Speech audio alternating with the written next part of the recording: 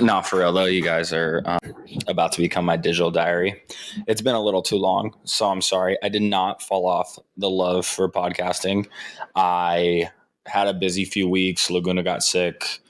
Tons of other excuses that literally nobody cares about. You've probably already clicked away. But I need y'all because I need you to become my digital diary, and I need to figure out if I'm the only person that's like this. And this is like super personal, but I just need to address it because it's like so bad. And maybe if I talk through it with you, I'll get clarity and hopefully you'll be like, oh my God, same. Or you'll be like, Ricky, you're fucked up. But this episode, Finders Keepers, really it should be called Makers Keepers, because I have a severe possession disorder over Laguna. And we're going to figure out where this comes from together. And I'm going to give you my theory. Yet at the same time, hopefully you listen and you're like, oh my God, maybe that's where it comes from for me. Because I know a lot of parents have this like possessive nature over their child. And I think that there's like a little bit of camaraderie over women and mothers having this, because a lot of them go through like this postpartum thing where it's like, that was in my belly and now it's everyone's around it. And that may be hard to battle sometimes. And while I don't understand that, for some reason I have this same like that's mine instinct. It's created a lot of complications in my relationship with people and Laguna. And I wanted to talk on a podcast about it because I'm like, I can't be the only one that feels this way. And if I am, like, potentially the feedback on this video will be like, no, Ricky, you're literally psychotic, which maybe I am. But when Laguna was first born, I immediately had like this, like, I don't want to share her. And this started really early on, and I have a few theories, but like the journey, like even when she came home from the hospital, Laguna's bassinet was on my side of the bed. Super uncommon. And there's an argument to be made that like there's just a stereotype that it has to be on the same side as the mother because like that's been the expectation, and I can just change that as a man. I have every right to. And I think there's an argument to be made like, wow, what a helpful guy. But this gave me like a serious possessive issue, not between me and Rachel. That's one person that I obviously, you guys are probably like, no shit, Ricky. Like, you have no right to be possessive with Laguna when it comes to Rachel, which I'm not. But it gave me like this nature, like, this is my baby. And outside of pushing her out and breastfeeding Laguna, I have like this is my baby. Like, I do everything for this baby. This is my seed. And I think that protectiveness is really good in some ways, but in other ways, it's really bad. Like, I don't like when people hold her. Like I even went as far, there was a little kid that like kissed Laguna on the arm, a family friend. And I was like, don't do that. This is like a little 6-year-old kid. And Rachel was like, Ricky. And he was being sweet, but I just was like, don't do that. And I don't know what it is that gets into me, but like, even when people kiss Laguna or hold her the whole time, like I want my 2 cents in. I'm like, don't do that. Or like, you better not be doing that. And I'm like that annoying parent, and I can't, and I'm not a helicopter parent. Like, I'm not a helicopter parent. I let Laguna explore. I definitely give her like range to make mistakes. I throw her around. When she falls, I'm like, nobody look at her so she doesn't cry. Like, I'm like a little, rough around the edges parent sometimes. But when it comes to like the general possessiveness, I'm like, you guys better not be fucking touching my baby or being fucking rude to her. And I don't know where that comes from. And the one thing that I wanted to talk about on the podcast that like maybe could give me some clarity is it when, because I had a rough childhood growing up. Like, everything that could probably happen to a kid likely happened to me. I mean, not going to get too deep into it, but definitely SA, we're talking abuse, emotional abuse, physical abuse, mental abuse, like kind of bullying, all that's like, I was a troubled child. I got in trouble all the time. It created like an ostracizing. I feel like I was ostracized from a group because I was the troubled kid, but I was only the troubled kid because I lacked probably some attention and yada, yada, yada. I don't know if this makes me like so possessive or crazy over Laguna because I'm like, I can't let that happen to her. And so I literally think everybody's out to get her, which is I know psycho. Like when people like make jokes about her, like, can I tell you one thing that just fucking aggravates the shit out of me? I even told my grandma, like my grandma said this and it pissed me off. And I'm like, why am I getting mad at my fucking 72-year-old grandma? But people will be like, you know, Laguna's really friendly and smiley and super sweet. Like the most aggressive thing about Laguna is her dad. She's a sweetheart, loves everybody, always smiles at everybody. She's ready for the attention, camera time, all that. But people will see that sometimes they're like, oh my God, she's such a flirt. And I'm just like, why the fuck would you say that? Or I told my grandma, I'm like, don't say that. She's not a flirt. Like what? She's a baby. And I've kind of had this justification within myself where I tell myself like, that's good, Ricky. Like you shouldn't allow people to say that about a baby. They're just a baby. Let her be a baby. And that's true. Like, I think that when people are like, oh my God, she's a flirt or something, like, I think you somewhat have a right to defend your child and be like, all right, she's actually 10 months old, probably not flirting with anyone. And I might sound like a crazy little helicopter parent, but I'm like, I don't understand why we have to bring like intimacy into a conversation around a 10-month-old, that type of intimacy, I should say.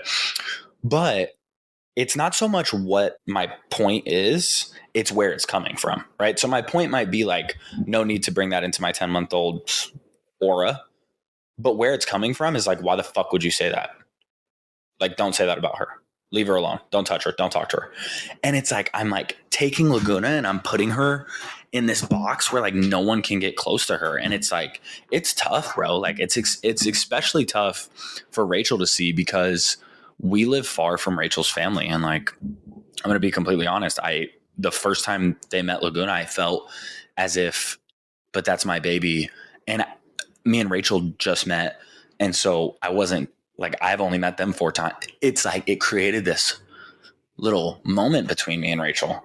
And she's like, what the fuck? This is my baby. Like, this is my family. This is my baby.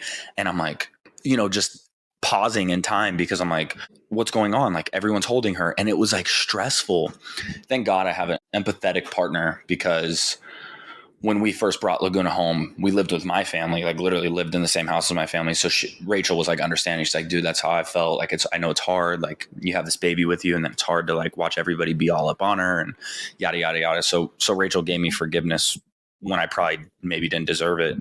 Well, I guess I did, but you know, Rachel was sweet to me, thank God. But I'm like, it started to make me think like, yo, why am I like this?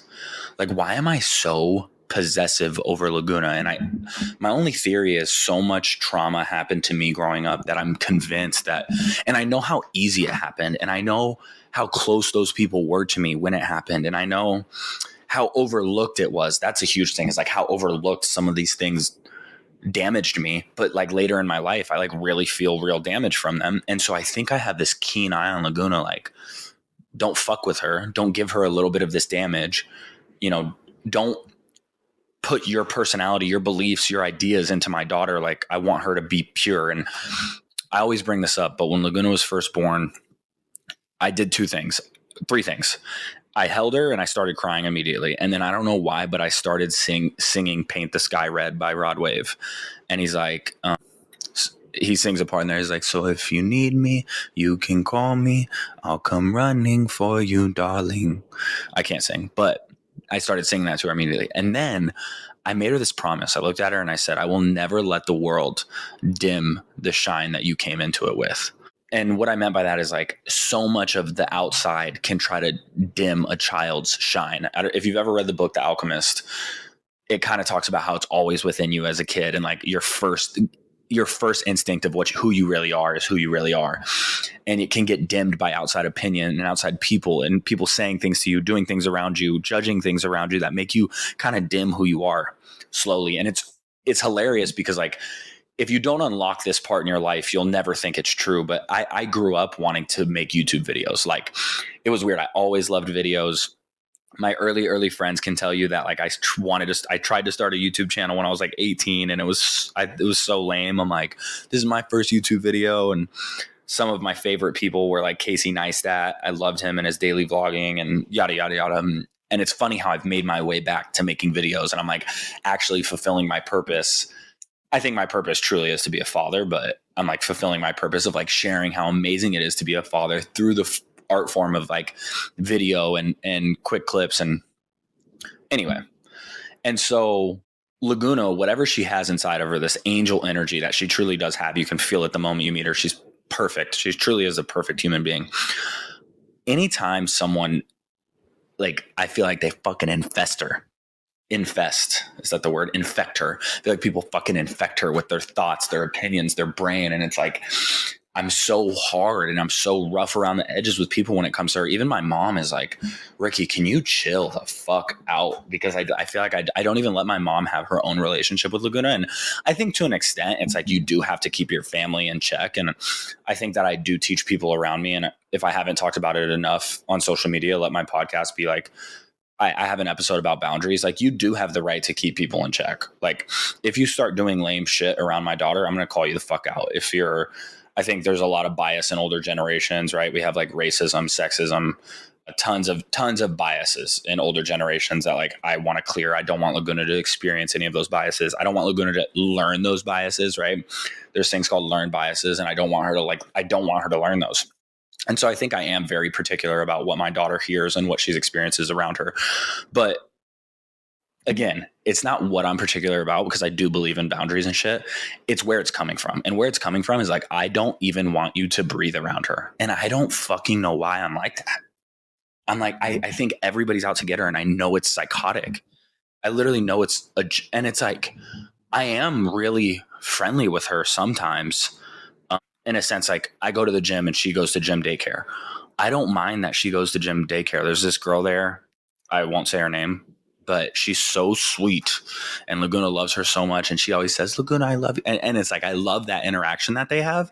And I feel no possessiveness in that sense. But then I feel possessiveness with people that are closer to me. Is that fucking strange? Like, my own best friend could be around Laguna and I might like irk the whole time. Like, don't do anything I don't want them to do.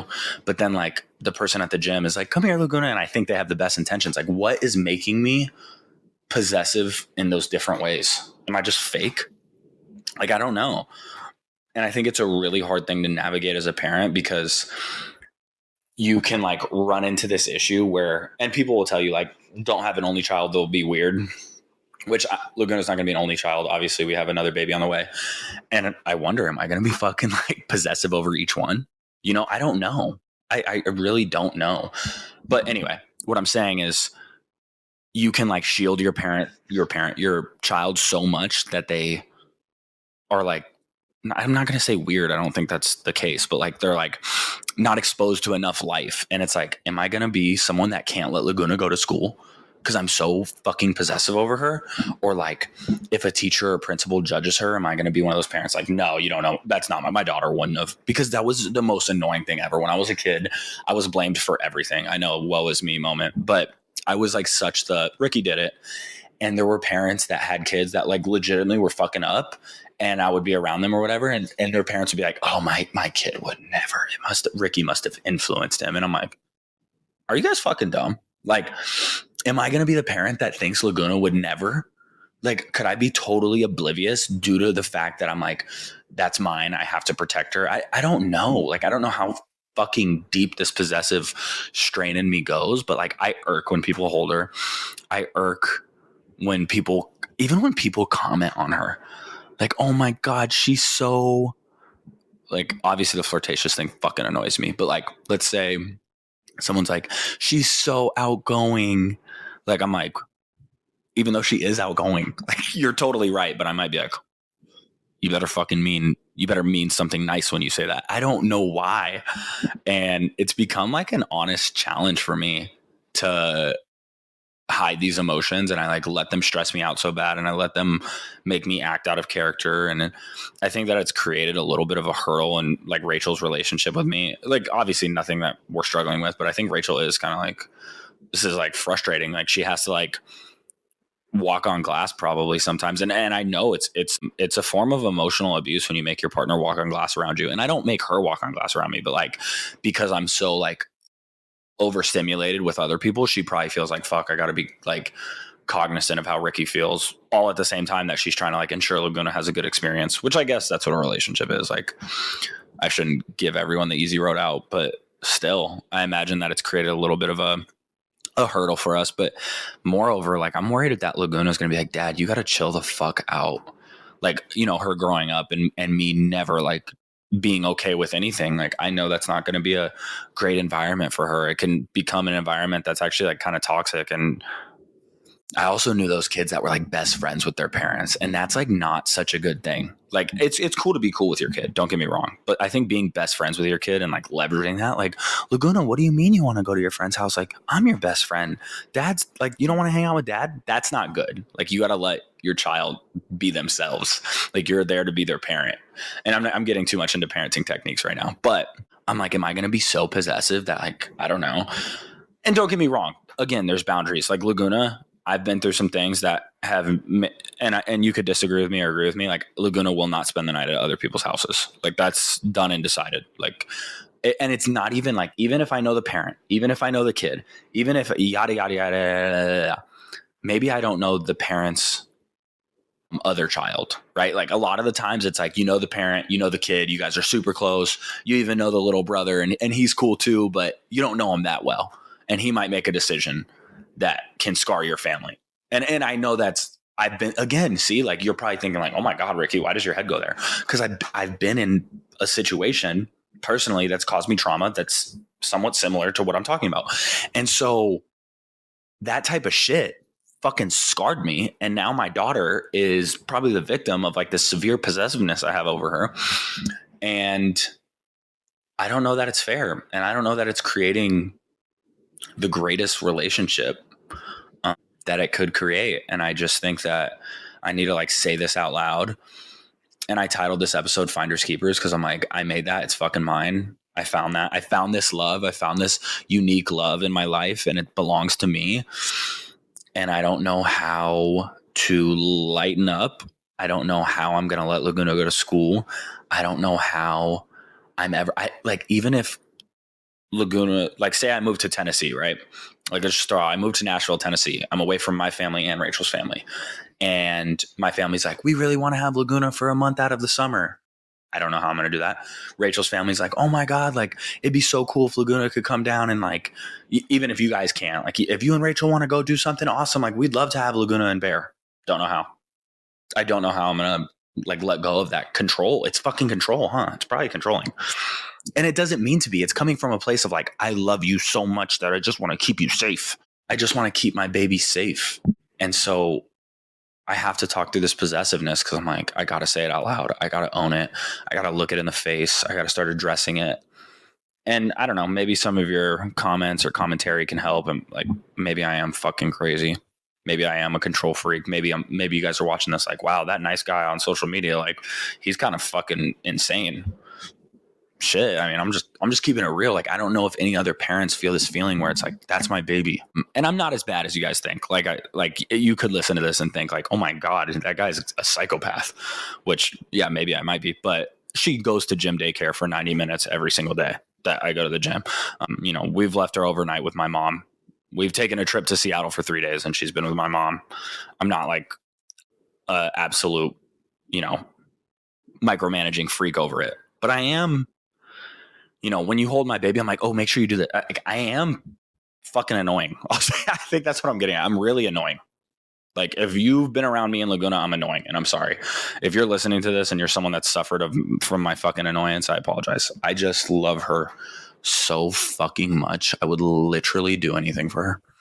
And I think that this trauma has made me want to keep her safe so bad that I haven't been able to unlock the side of me that is stepping back as dad and saying, I'm here to be your dad.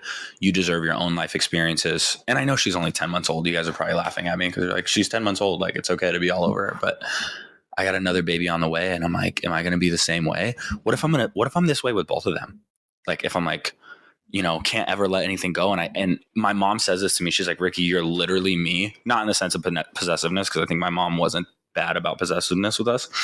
But my mom worked herself to a bone. Like, my mom was a single mom of 3 kids by the time she was 24, and she worked her ass off, and she worked so hard that one day she snapped, and she changed her whole life in like 5 minutes. And that was like, oh my God, like, it shocked everyone around her. And she sees herself in me. And she's like, Ricky, like, you're so amped up. You're so all into it. You're so all about your kids, you're so obsessed with being the dad that you want to be that you know, Rick, you got to let loose a little bit. And I refuse to. And I think people look at social media people and creators, or God forbid I have to say it, influencers sometimes, and they think that there's like nannies around and the gym daycare is, other than that, like I'm really out here doing this shit. Like that's one thing about me and Rachel. Like we don't have a fucking nanny. Me and Rachel didn't go on a date from January to August for 8 months straight when we moved to Arizona. We had a going away party in LA on January where my mom's best friend watched Laguna and my sister watched Laguna. And then the next time that we had a babysitter was just 2 weeks ago when my mom watched Laguna so we could go see a movie. Nothing overnight. Like I'm out here being a fucking dad. There is no nanny. And maybe that's why I am so possessive, because every little fucking move I've been a part of, dude. Laguna's first this, first that, first this, first that, first this, first that. I've been there for every single moment, and I'm blessed to only work my labor job 3 days a week, which has allowed me to be home a lot with Laguna. But it's also like solidified this, like, that's my fucking baby. I have like no moments where I can let go. And like the only person that doesn't suffer from the severe possessive disorder that I have is Rachel. That's someone that I'm like, you got my baby. You were good. And honestly, sometimes I think Rachel does feel the pressure because I'm so psycho that like I'll come in, I'm like, yo, where's Laguna? She's like, oh, sorry, babe. She just woke up. Like I'm getting up right now because like I'll hear her on the Nanit, or I'll know she's awake because I check the Nanit every 5 seconds when I'm gone. And Rachel will like kind of feel sorry if she didn't get up within the first like 2.5 minutes. And I tell her, I'm like, oh my God, no. But she probably is worried because I'm so like, is she okay? Like, did we? And I'm like so all over and amped up. And yeah. Anyway, I had to get this out. I have not signed up with a therapist, which I need to do. So thanks for being my therapist today. I love you guys.